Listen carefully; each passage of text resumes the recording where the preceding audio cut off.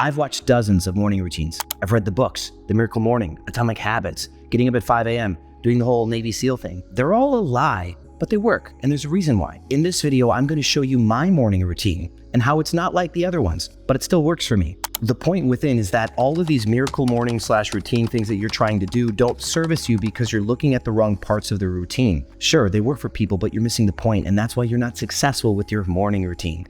We're gonna look at the similarities of mine because mine is probably way different than everyone else's. Let's take it from the top. The first thing that I do when I wake up is I stand up. It's a rule that I have because I've given myself a concession. I don't use an alarm clock. I believe that if you don't use an alarm clock, your body will naturally wake up when it's supposed to. Listen to your body, be good to your body. That's my rule. Now, I don't do this well all the time. Sometimes I'll get distracted by something on my phone, and then next thing you know, I'm scrolling or I'm checking my stocks or something. But I try my best to kill this behavior because it's such a time waste. I'll typically get up, go and grab my workout shoes, go and grab some coffee. And as soon as I have my coffee, I try to get to work on usually something through my phone or the computer. There's sometimes some correspondence that's overdue. I might want to check the analytics on a YouTube video, change the thumbnail, things like that. Technically still a morning routine. It's 11 a.m. I just finished shooting the video and I'm uploading it now. It's before noon, it's morning routine. I'll do some pricing management, which is one of my favorite topics on my various Airbnb accounts. And then, of course, I got my workout shoes for a reason. I'm gonna go to the gym. Now, today though, I'm actually going to be doing some deadlifts. So I had to grab a different pair of shoes and some straps because I can't deadlift in running shoes. I like to use wrestling shoes when I'm deadlifting in the gym. Now, my place doesn't look normal right now. I'm actually hosting a party with one of my artists and friends. We're promoting some of his work. We've been collabing on this big 14-foot painting right here. We're gonna have fun tonight, and that's why my living room looks so different than normal. Meanwhile, let me show you around a little bit. This is a 3-bedroom penthouse. The TV room, my artist friend has been staying over working on this painting way late, so I'm not gonna show you where my TV is. But in the back of my home, past my geodes, I've got this green room. It's another room you might notice from the content I create. This is kind of like my Zen room. Anytime that I'm feeling a little overstimulated, need to meditate, sit down, I actually have made this room for my peace and quiet. Off to the gym. So I've got my second cup of coffee. We're getting at it. Today I'm just doing some deadlifts. If I'm lifting, I'm gonna do some multitasking between sets. If I'm walking up a treadmill, which I do an incline walk, like a 10-10-30, if you guys know what that is, I'll do that for 15 minutes or so and then get to lifting. While I'm on the treadmill or in between sets, I'm usually on my phone. And right now I've been using ChatGPT to study how it works and how I can better utilize it to create content, to do all sorts of other stuff. Somebody took some of the 45-pound plates and that's why I'm using all these 25-pound plates. Please don't judge. And this isn't always going to be my day. Sometimes I have time to go to the gym. Other times I'm needed to be somewhere within the city. Other times I've got a creative deadline. I've been working on a lot of webinars because the world needs me for some things right now. I'm writing 3 books and it depends on my mood. I'll either be in the mood to lift or I'll be in the mood to create. And whatever it is that I want to do in the morning is what I will choose to do in the morning. If I made this video for you 4 times, you'd see 4 different versions of a morning routine. Welcome back, YouTube world. So yeah, that's my morning. Kind of. My mornings are different, almost always. And that's an important part of my morning, I think. I'm prepping for a party tonight because my friend and artist and I were going to be throwing a party to promote some art and have some fun, just because we can. Something I'm going to do. There is a lot of solidity in my routine, but there's also a lot of fluidity within it. And I'm a business owner. I own 4 multi-million-dollar businesses. I took a year off last year, traveled the world.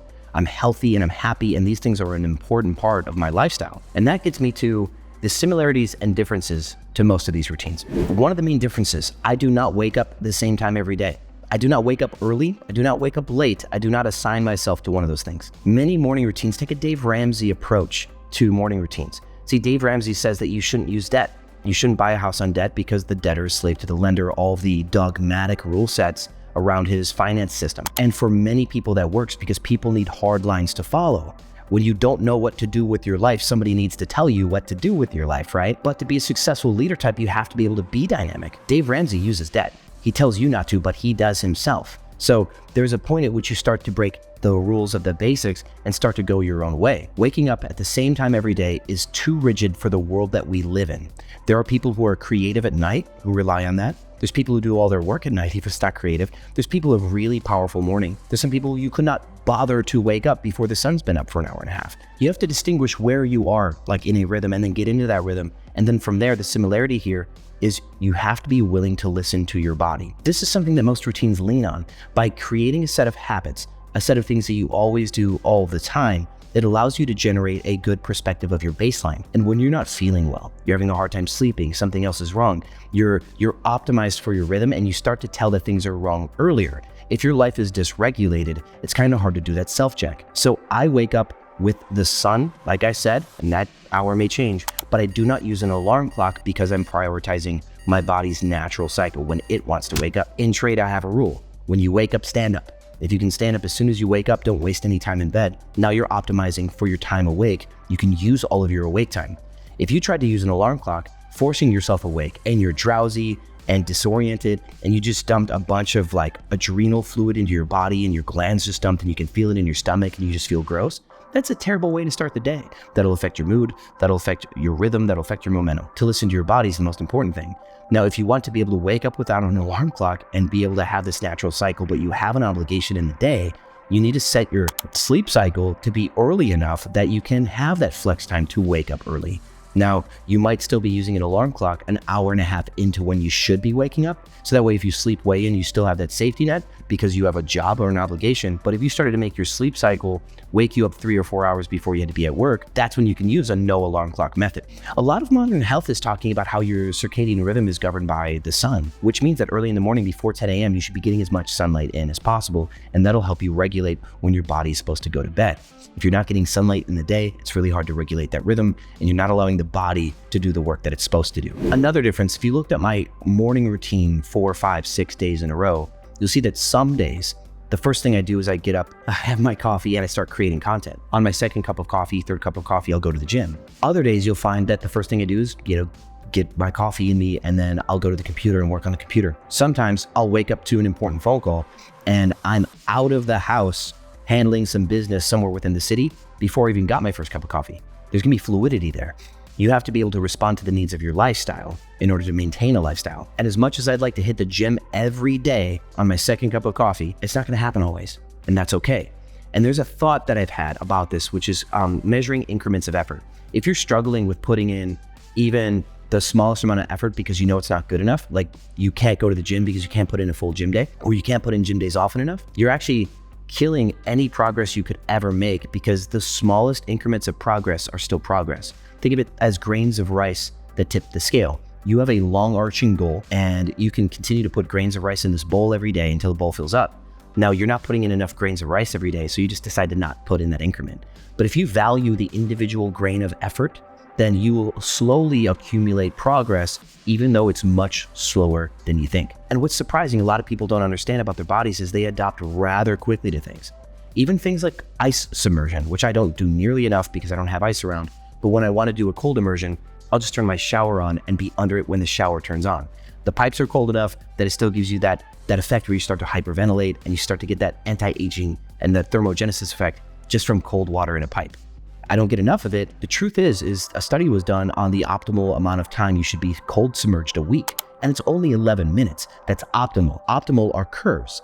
So you get the largest chunk of effect probably within the first couple minutes of cold submersion a week. Even if you don't get the full 11 minutes, the first 2 are extremely valuable. If you cold submerged for 20, 30 minutes, that 20 to 30 minute mark is highly inefficient. Your body's already gone through all the processes really that it gets from that. Just like fasting, which is a part of my weekly routine, not a part of my daily routine. Once you fast for more than 24 hours, your body will start to get into a state of apoptosis or autophagy, where your body will recycle out dead cells or bad cells and try to eat those for nutrition because it needs energy. This keeps your body clean. And after 36, 48 hours, there are all sorts of other benefits, including like stem cell proliferation and stuff like this. After I got COVID-19, I was like in the worst shape of my life. I wasn't in the gym for like 5 or 6 years. And so I got back in the gym. I started reading white papers on health, and I got into anti-aging. And when I was traveling in Mexico for a month, I started fasting because I was reading all these white papers on autophagy. It was huge. But if you look at the mainstream fads that are going on, intermittent fasting is highly popular. And intermittent fasting does not fast more than 24 hours because it's intermittent.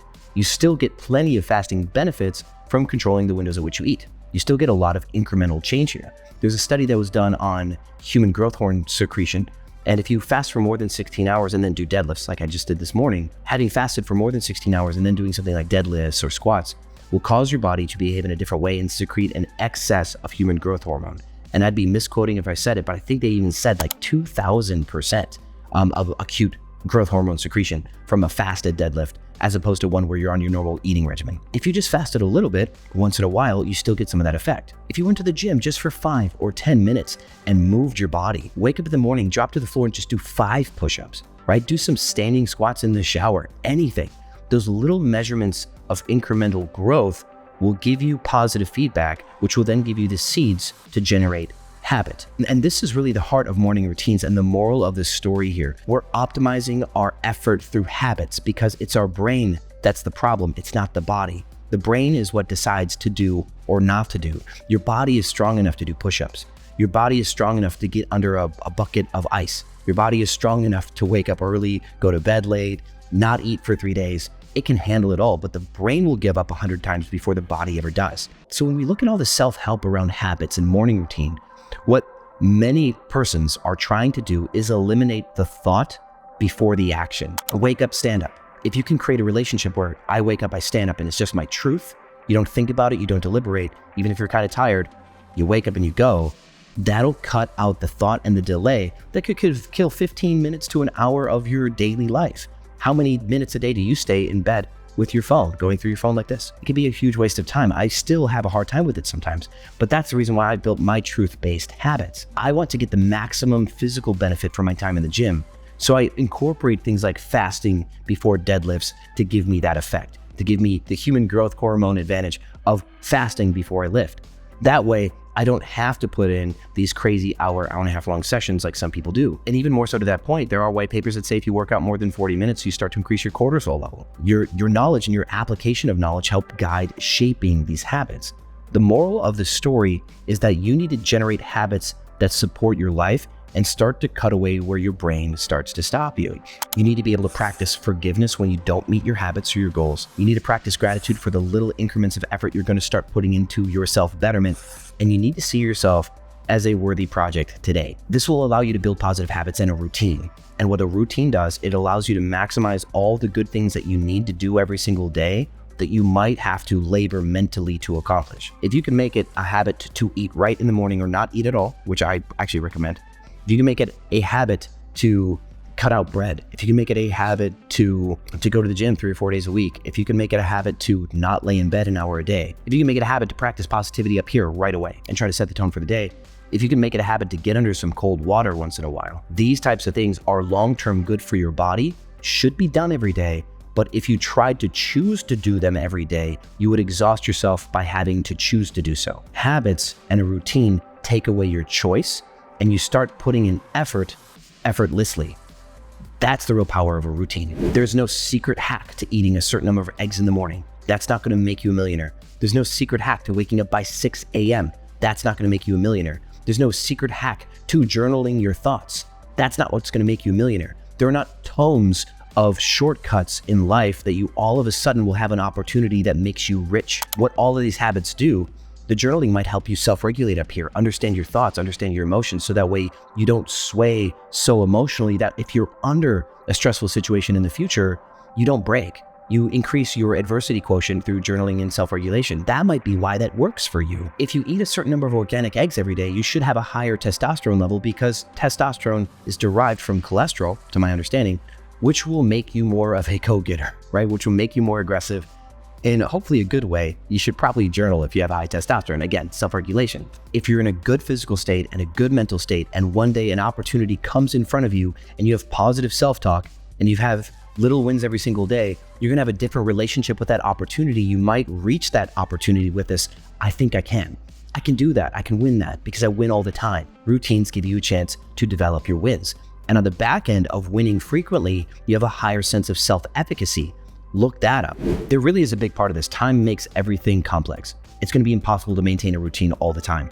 When I took a year off, my routines changed. When I got back to work, my routines changed.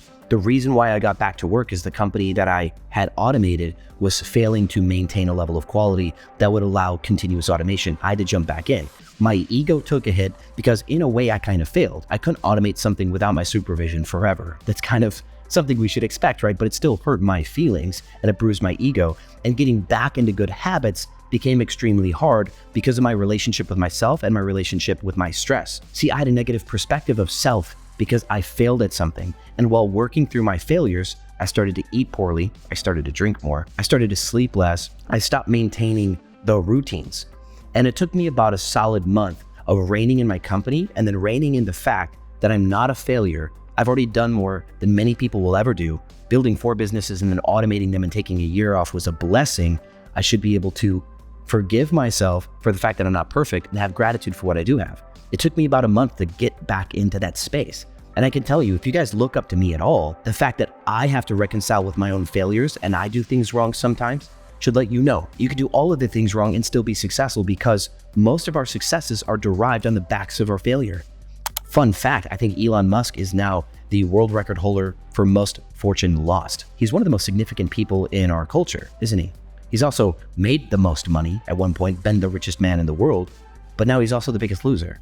And it's his relationship with the fact that he's the biggest loser that will define his future. If he can stay above that, he can do great. If he gets eaten alive by his ego, he'll flounder. That's how that works. The ego is what tears down the man. Take the ego out of it and get to work. Thank you so much for watching this video, guys. And as always, I'll see you on the other side.